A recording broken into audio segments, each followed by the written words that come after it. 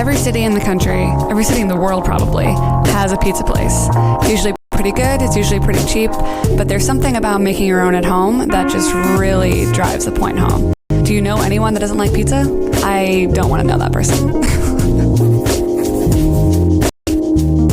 Honestly, making pizza only takes a few simple ingredients. What you're going to need is a little bit of warm water. It's going to activate a good amount of dried yeast, a bit of sugar that's going to act as food for the yeast, salt for flavor, flour for the base of the dough. Extra virgin olive oil that's going to, one, make your dough a little bit easier to work with, and it's also going to add just a little hint of flavor. All right, so first things first, we have to bloom our yeast. So in warm water, and by warm I just mean like when you put your finger in, it shouldn't feel like anything. It's not cold or hot. So you're gonna give it a stir, make sure everything's well hydrated, and then you're gonna see that your yeast is gonna start to produce a little bit of bubbles, and it just means that it's kind of alive. If you don't see any change, that means that your yeast might be a little on the old side. Throw that out and start again with some fresh yeast. We're gonna add salt to the flour and not to the yeast water mixture. Salt will slow down the production of yeast, so we want to make sure that we're adding that later on once the yeast is already activated. We're going to add extra virgin olive oil. Again, that's going to add a little bit of flavor. We're going to throw in the water and sugar mixture. It's easiest in a bowl because it won't like make a huge mess while you bring the dough together. What we're trying to do is just hydrate as much of the flour as we can. Once we're happy that we're not going to have like water or flour all over the place, we can toss it onto our board and start kneading it. So kneading is one of those things that like people tend to not do enough. Set a timer and do it for 10 minutes. You want to be able to look at it and it's like so pokey and smooth and fun. And what you're trying to do is just roll the dough on top of itself and then push forward. You're not trying to tear the dough. You're really just trying to like rotate and make sure that you're getting like all parts of the dough incorporated. At the end of it, we want like a really nice, pretty top. You'll know when you're done kneading the dough when you press the dough and it springs back right away. So now what we want to do is get like the really gorgeous top part of the dough. You can just pull the sides of the dough from the outside in so that it makes a nice ball on the other side. Once you turn it over, push your pinkies in and kind of rotate the dough and do like a really beautiful round ball. All right, cool. So ready to rise. And we're going to go into a big bowl, put a little bit of oil in there so that the dough doesn't stick.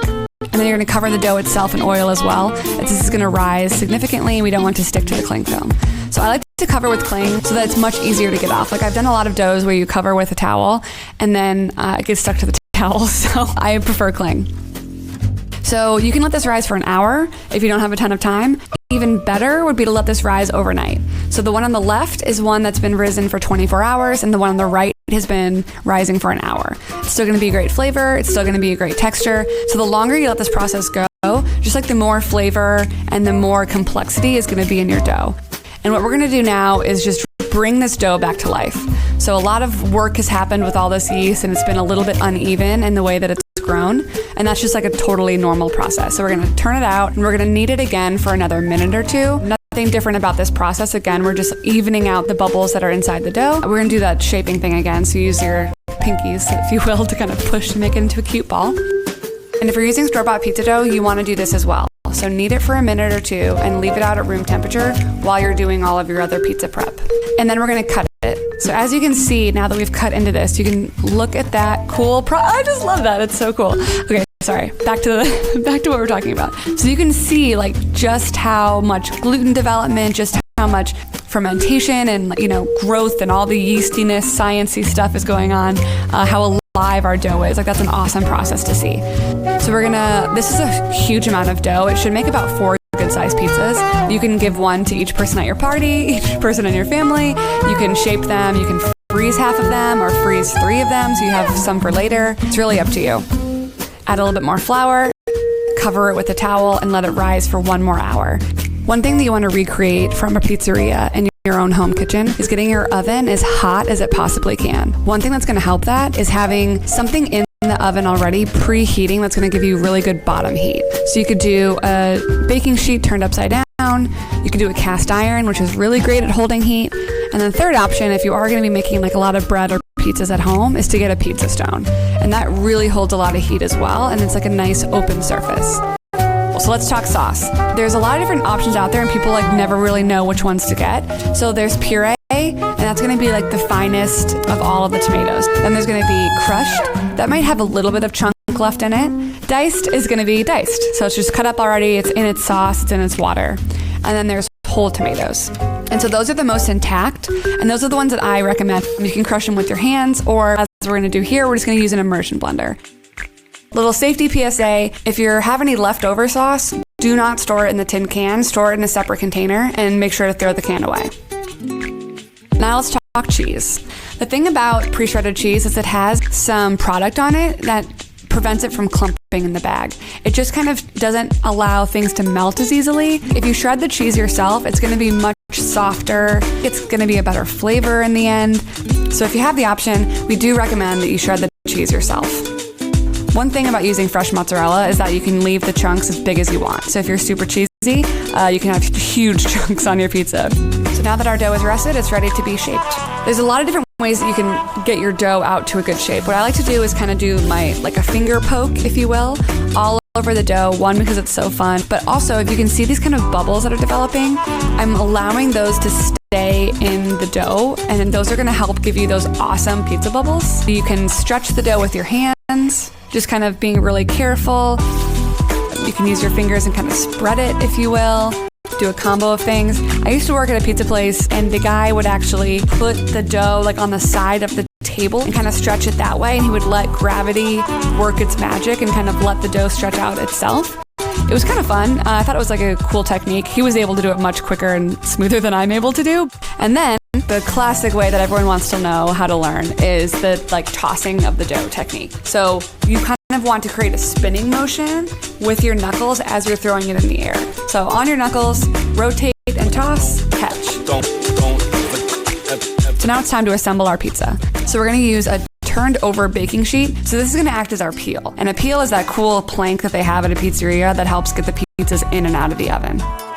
And we're going to use a little bit of semolina. If you don't have that, you can use flour. But we just need something so that the pizza won't stick to the bottom, but also so that it helps us like move the pizza really quickly off our quote unquote peel and onto the preheated baking sheet.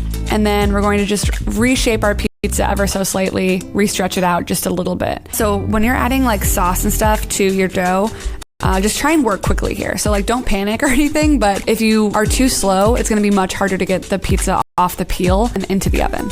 So we're going to use just a ball of mozzarella, and I like to tear it up pretty small so that we can get like a really good even amount of cheese throughout the whole thing. So you want to take it off when the cheese is a nice dark deep brown and the crust is like a golden brown as well. And then we like to do a little bit of fresh basil on top. Again, I'm kind of a perfect biter, so I like everything to be like a good bite size. I don't want to like bite into a huge piece of basil and then like have it hang out of your mouth, you know what I mean? Like, yum. So that's like a classic margarita. Look at the crunch. Yes. All right, cool. And now you eat. Really easy.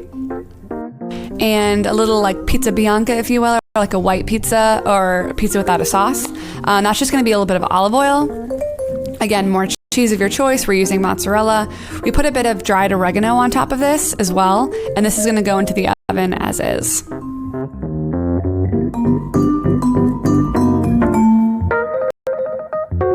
Yeah, this is like a super easy one. At the end of the cooking process, we actually added some fresh ricotta, which is like a really nice, fresh, cool bite. This is like a great summertime option, I feel like.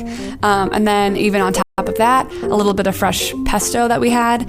So this is like a really gorgeous, light, fresh pizza. It looks like luxurious, right?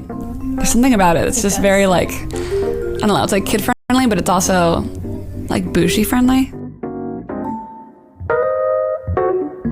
And then obviously the other fan favorite is a good classic pepperoni. So with that, it's just cheese, sauce, spicy pepperoni. You can grate some fresh Parmesan on top at the end of it. None of that weird stuff in the canister. You gotta freshly grate it, so much better.